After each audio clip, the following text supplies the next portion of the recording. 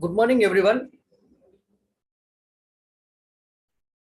Welcome to Pre-Bill with William in India. This is Rajasekhar Kongari, Equity Research Analyst. The date is July 29th, Friday. The disclaimer for this podcast is that whatever the stocks contents we discuss in this podcast should be taken only for educational purpose and are not intended for investment purposes. Let's look into how the Nifty is placed at the current moment. This is a Nifty's daily chart taken from our website. You can see last two sessions, Nifty has a very good buying happened. It reclaimed its 100 EMA, which is the pink line. For the last 1 week, the Nifty has traded around this zone, key level of 100 EMA. Yesterday, there was a good follow-up buying happened on the index. And also the index closed more than 1.5% higher on volume, higher than the previous session. Hence, we have considered yesterday's session as a additional follow-through day. Additional follow-through day signifies that the rally is inbound. That is more upward trend can happen from the current market. Also, the Nifty is slightly trading below its 200 DMA, which is the black line. We would want the Nifty to reclaim its 200 DMA, which is at another 100 points from the current yesterday's closing price. We might see 200 DMA reclaim also in the today's session if we go by the global markets and the SGX Nifty indication. Also, during the week, that is, we had a one distribution day on Monday. Nifty closed more than 0.2% on volume higher than the previous session. Tuesday also Nifty closed more than 0.2%, but the volume was not higher than the Monday session. Hence, we have discarded it as a, we are not considered it as a distribution day. Current distribution day count is at 1. If there is any further accumulation of distribution days, it is a sign of weakness in the market. So we will turn cautious and will change the market status to uptrend under pressure. That is when the distribution day count increases to 3 to 4, and if it reaches its key support levels like 100 or 50 DMA, then we might change the market status to uptrend under pressure. Until then, we'll stay in a confirmed uptrend and we'll be adding stocks to our model portfolio. We will be very selective while adding stocks. We'll look for only strong breakouts happening on the market. Some of the key companies which have reported results yesterday were Dr Reddy's have reported its results for the June quarter. You can see revenue has grown only 6%. This is because North America and Europe had a very tepid growth in terms of business, whereas the Indian business has grown 26%, which is a good sign. PAT has increased nearly more than 100% to nearly 1,200 crores. This is because of healthy operational performance and increase in other income. Though the revenue grew 6%, the PAT has increased more than 100%. And another company which reported during yesterday after market hours is TVS Motors. You can see the revenue has grown 56%. Also, the company has reported a profit of nearly 300 crores compared to a loss of 40 to 15 crores in the previous year, corresponding quarter in the previous year. That is because of lockdown which was imposed during that last year quarter. So the company has reported a loss. However, during this quarter, the company reported good sales and good profit.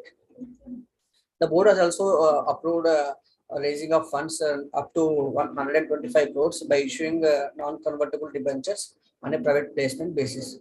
So these stocks will be under radar today. Apart from this, you can see Jubilant Food has acquired 40% stake in Broadcast Tech Solutions, which offers logistics for last mile delivery, which is very key for Jubilant Food because last mile delivery is a key aspect in all the food delivery operations.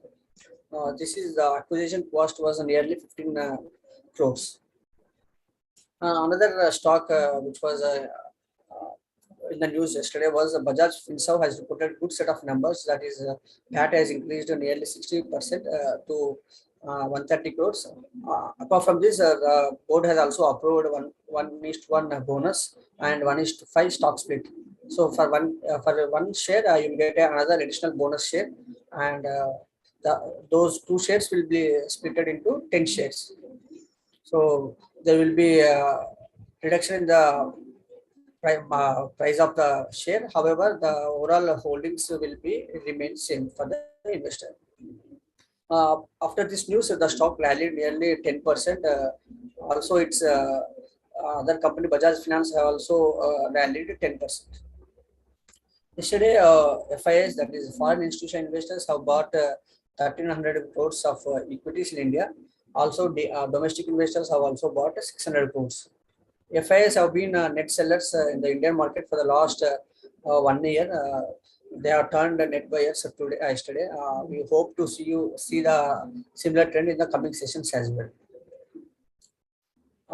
Some of the key companies which will be reporting today are HDFC, Sun Pharma, DLF, Cipla, IOCL. So all these companies will be under radar.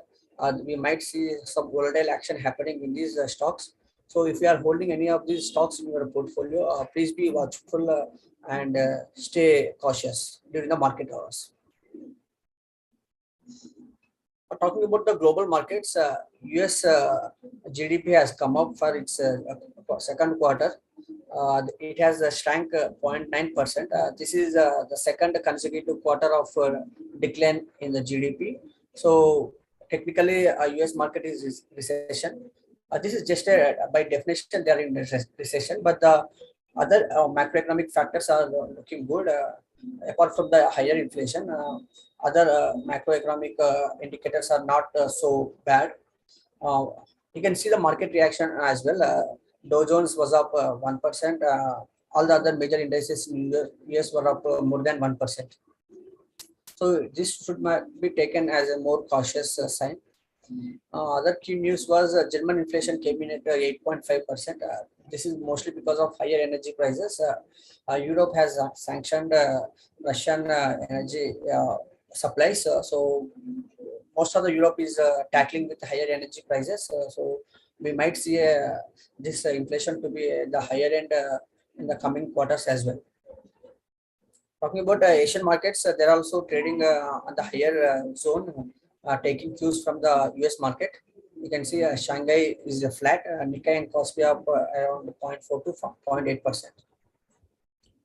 USD INR, that is rupee versus dollar, is at nearly 80 rupees, 79.5. We would want the rupee to strengthen, that is around 74 to 75 will be the safe zone for our economy. Crude oil is trading at $102 per barrel. This is also at the higher end. We would like to have this crude oil trading at below $100 because we are net importers of crude oil. So our finances will get impacted because of higher crude oil. This is the Nifty's SGX Nifty's indication, that is nearly 200 point higher opening. It is indicating that if the Nifty opens at this level, it will reclaim its 200 EMA, and during the session, if it doesn't fall below that, or if it sustains about 200 EMA, then we might see good follow-up buying happening in the coming week as well. Talking about the sectoral view, I can see most of the sectors, apart from IT and energy, are in rally. This is a very good sign of broad-based buying happening in the market. So most of the sectors are seeing good buying across the stocks, which is a good sign. Nifty and mid cap, small cap are also in rally. Again, a broad-based rally happening in the market. Most of the indices were below 200 EMA previously, that is last week, and now some indices like bank, FMCG, energy, auto have reclaimed those levels. We would want other indices also to reclaim their 200 EMS.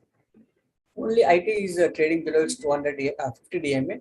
That is also at just 0.06%. So we would want IT index also to find some momentum and reclaim the key moving averages. For chart of the day, we have picked Deepak Fertilizers. As mentioned previously, this is not any investment advice. We have taken this only for educating our participants here. You can see the stock has been forming a good consolidation base pattern, and so it is trading on the right side of the base. After 540 level, the stock has been trending higher.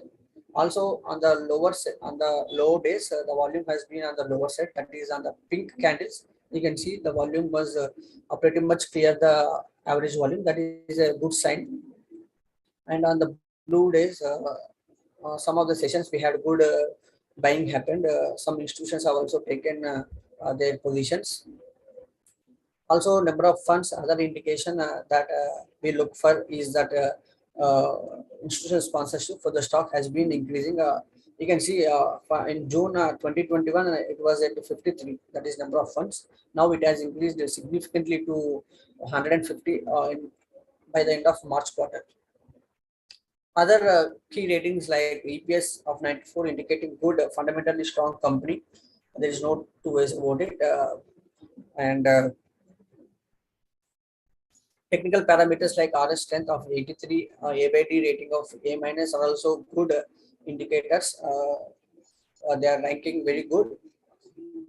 So on both the fundamental and technical, the stock is poised well. That is the reason we have